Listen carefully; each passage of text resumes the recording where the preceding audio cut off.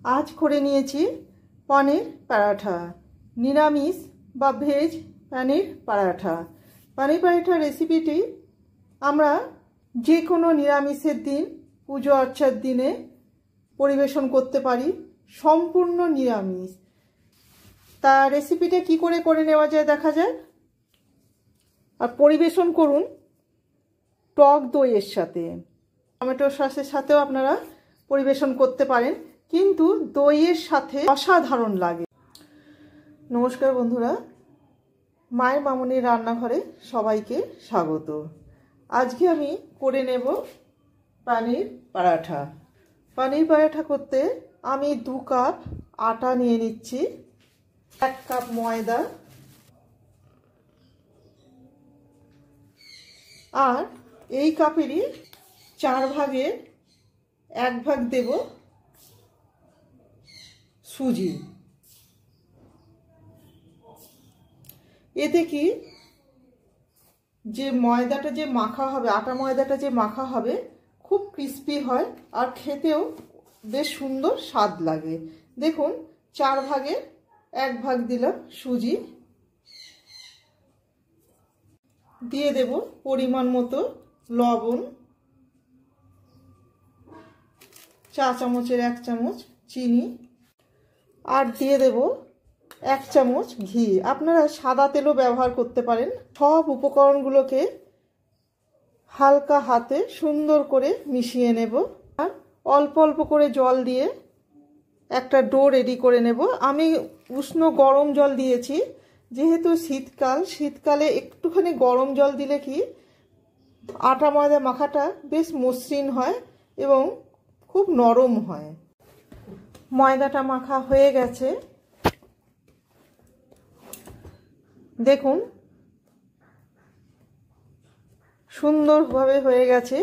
এবার ওপরে একটু তেলের প্রলেপ দিয়ে, আমি সাদা তেলেরই প্রলেপ দিচ্ছি, ঢাকা দিয়ে রেখে দেব। এবার ঢাকা দিয়ে পাশে সরিয়ে রাখলাম। এবারে পনিরের স্টাফিংটা আমি রেডি করে নেব। পনিরের স্টাফিংটা করতে আমি 200 গ্রাম পনির নিয়ে নিয়েছি।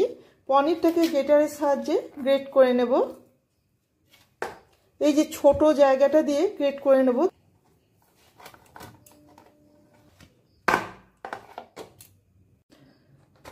পনিরটা গ্রেট করা হয়ে গেছে।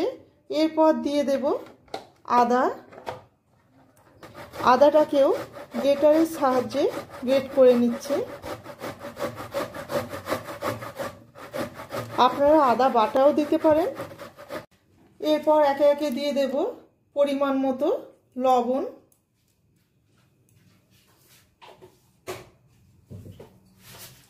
যেহেতু আমি নিরামিষে করছি তাই চিনির পরিমাণটা আমি একটু বেশিই দেব।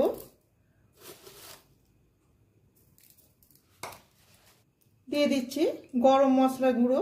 আমি 1/2 চামচ গরম মশলা গুঁড়ো দিলাম, 1/4 চামচ জিরে গুঁড়ো, 1/4 চামচ ধনে গুঁড়ো, 1/2 চামচ গোলমরিচের গুঁড়ো, দিয়ে দিচ্ছি কসুরি মেথি, দিয়ে দেব কাঁচা লঙ্কা বাটা। ঝালের পরিমাণটা আপনারা আপনাদের পছন্দ মতো দেবেন। আমি 1/2 চামচ লঙ্কা বাটা দিলাম। দিয়ে দেব লেবুর রস, 1 চামচ মতো লেবুর রস দেব। আর দিয়ে দিচ্ছি সামান্য ঘি, 1/2 চামচ মতো ঘি দিয়ে দিলাম। ঘিটা দিয়ে এবার পুরো মিশ্রণটাকে ভালো করে মিশিয়ে নেব। আপনারা চাইলে লঙ্কার গুঁড়ো দিতে পারেন, অর্থাৎ কাশ্মীরি লঙ্কার গুঁড়ো কিংবা ঝাল লঙ্কার গুঁড়ো, কেননা আমি গোলমরিচের গন্ধটা পনিরের সাথে ভীষণই ভালো লাগে, তাই জন্য আমি গোলমরিচটা একটু বেশি করেই দিলাম। পনিরের স্টাফিংটাও রেডি করা হয়ে গেছে। এরপর সরিয়ে রেখে দিলাম। রেখে দিয়ে আবারও আটা ময়দাটাকে নিয়ে আসলাম। দেখুন কতটা সুন্দর নরম হয়ে গেছে। একবার ভালো করে মেখে নিচ্ছি। পরোটার যে ডোটা কাটবো সেই ডোটা বেশ বড় হবে। আমরা যে রুটির লেচি করি, দুটো লেচি সমান করে এক একটা লেচি করব, এই রকম করব। আমার 10টা লেচি হয়েছে। আর একটু তেল দিয়ে বাকিগুলো আবারও ঢাকা দিয়ে রেখে দেব।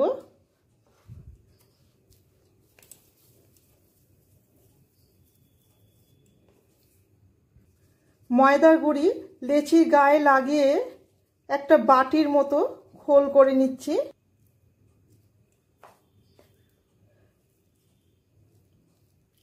এবার পনিরের স্টাফিংটা এর মধ্যে দিয়ে দিলাম।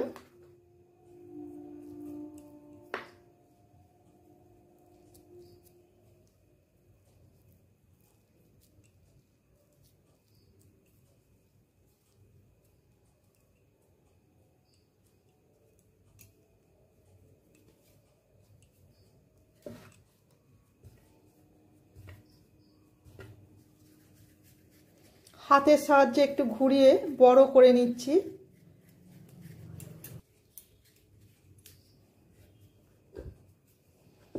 এবার বেলনার সাহায্যে হালকা হাতে লেচিটাকে বড় করে নেব। দেখুন, তাওয়াতে, শুকনো তাওয়ায় প্রথমে ভালো করে সেঁকে নেব। সেঁকে নিয়ে তারপর ঘি দিয়ে ভেজে নেব। আরও একটা করে নিচ্ছি। ময়দার প্রলেপ দিয়ে লেচিতে আবারও স্টাফিংটা দিয়ে দিলাম।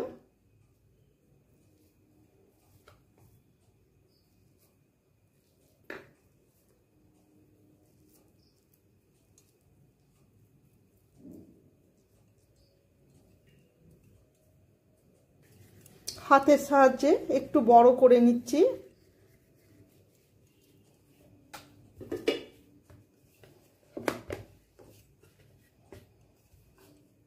যেখানটা একটু ফেটে যাচ্ছে সেই জায়গাটাতে একটু ময়দার প্রলেপ দিয়ে দিলাম।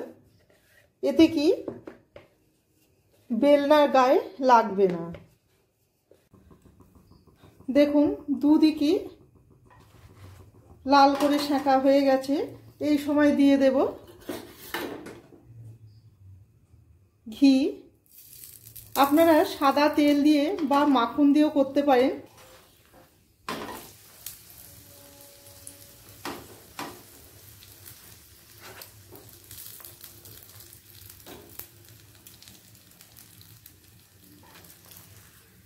দুদিকে ভাজা হয়ে গেছে।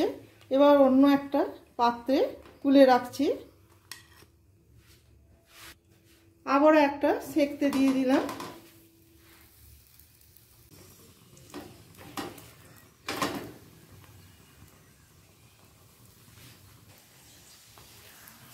একে একে তুলে নেব। বাকিগুলো ঠিক একইভাবে করে নেব।